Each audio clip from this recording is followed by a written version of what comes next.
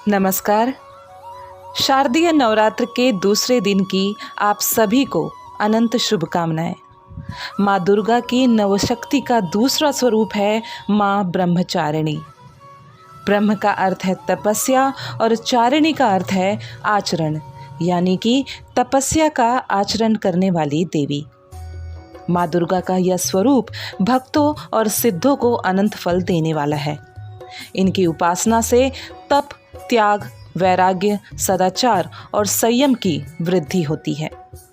देवी का यह स्वरूप पूर्ण ज्योतिर्मय और अत्यंत भव्य है। देवी दाएं हाथ में जप की माला और बाएं हाथ में यह कमंडल धारण किए हुए हैं।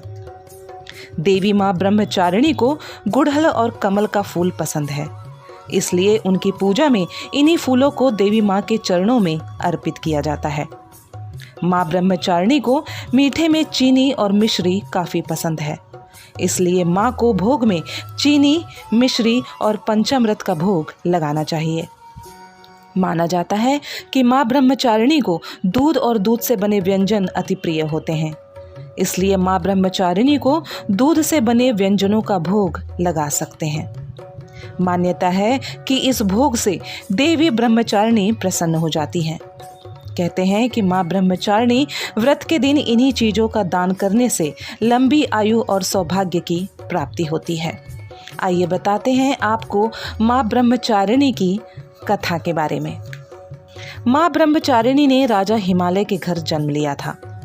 देवऋषि नारद की सलाह पर उन्होंने कठोर तप किया ताकि वह भगवान शिव को पति के स्वरूप में प्राप्त कर सकें। कठोर तप की वजह से उनका नाम ब्रह्मचारिणी या तपश्चारिणी पड़ा।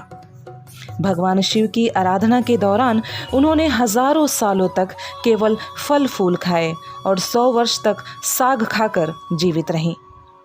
कठोर तप से उनका शरीर कमजोर हो गया। माँ ब्रह्मचारिणी का तप देखकर सभी देवता, ऋषिमुनि अत्यंत प्रभावित हुए और उन्होंने वरदान दिया कि देवी, आपके जैसा कठिन तप कोई नहीं कर सकता है। आपकी मनोकामना अवश्य पूरी होगी और भगवान शिव आपको पति के रूप में प्राप्त होंगे। और हुआ भी वही। माँ ब्रह्मचारिणी ने अपने कठोर तप से भगवान शिव को पति के रूप में प्राप्त किया। जय माता दी।